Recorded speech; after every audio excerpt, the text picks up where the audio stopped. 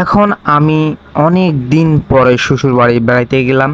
বেড়াইতে যাওয়ার পরে তাদের জীবনযাপন চলাফেরা যেই স্টাইলে আমি দেখে তো অবাক। কারণ সচরাচর আমরা শহরে যারা থাকি তারা আমরা বিলাসিতা জীবনযাপন করি, কিন্তু সেই ক্ষেত্রে আমাদের গ্রাম অঞ্চলে যারা বসবাস করে বা বিশেষ করে পাহাড় অঞ্চলে যারা বসবাস করে তাদের জীবনযাপন যে এত কষ্ট, বা আমি না গেলে বিশ্বাস করতে পারতাম না।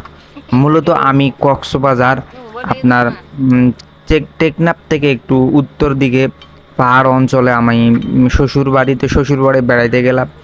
যাওয়ার পরে তো শ্বশুরবাড়ি গেলে বিশেষ করে পিঠা বেশি খাওয়াই জামাইকে, পিঠা রুটি বা বিশেষ করে ভালো ভালো যে জিনিসগুলো সেগুলো খাওয়া দাওয়ার ব্যবস্থা করে।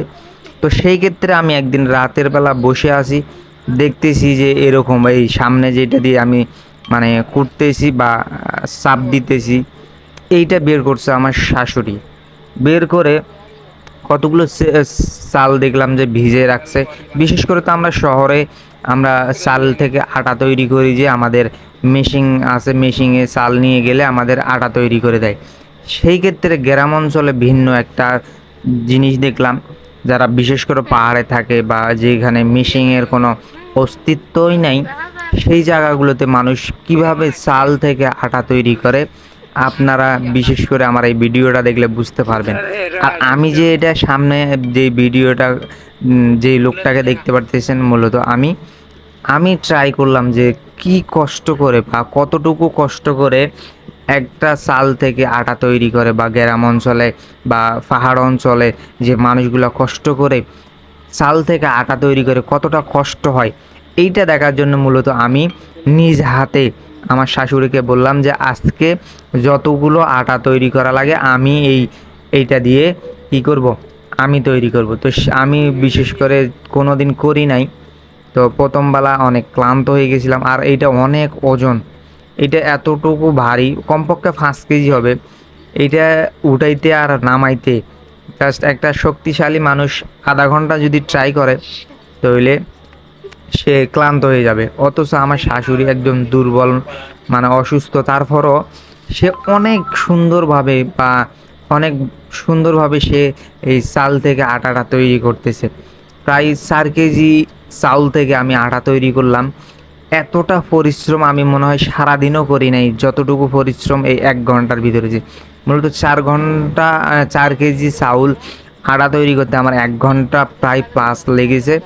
কিন্তু তারা অনেক সময় বলল যে আমরা 5 কেজি 10 কেজি পর্যন্ত এটা থেকে করি।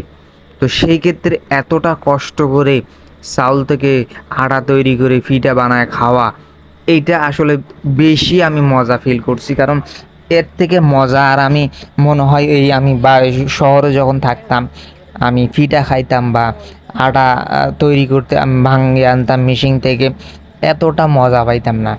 আর এইটা আমি নিজ হাতে চাউল থেকে আটা তৈরি করে নিজ হাতে পিঠা বানাই খেয়ে যে মজাটা পেয়েছি, আসলে আপনাদেরকে বুঝিয়ে বলতে পারবো না কতটা সুন্দর লেগেছে আমাকে। তো যারা গ্রামে বা পাহাড় অঞ্চলে বসবাস করে তারা প্রতিনিয়ত এই কষ্টটা করে এবং এই আনন্দটা উপভোগ করে। সবাই আত্মীয় স্বজন যখন আসে পিঠাউঠি বানানোর জন্য, তারা এইরকম কষ্ট করে চাউল থেকে আটা তৈরি করে। তো সবাই ভিডিওটা ভালো লাগলে অবশ্যই লাইক কমেন্ট শেয়ার করবেন, এবং এরকম নিত্য নতুন ভিডিও পেতে আমার পেজটাকে অবশ্যই প্লিজ সবাই শেয়ার করে দিবেন এবং ফলো দিয়ে রাখবেন, যেন পরবর্তী ভিডিওটা ছাড়ার সঙ্গে সঙ্গে যেন আপনার কাছে নোটিফিকেশন চলে যায়। আমি নতুন পেজ খুলেছি, এটা কন্টিনিউ এইটার ভিডিও ছাড়বো আমি। তো যাদের ভিডিওটা ভালো লাগবে অবশ্যই লাইক কমেন্ট শেয়ার করবেন এবং অবশ্যই ফলো দিয়ে রাখবেন। সবাই ভালো থাকবেন, সুস্থ থাকবেন। আসসালামু আলাইকুম রহমতুল্লাহি ওয়া বারাকাতুহু।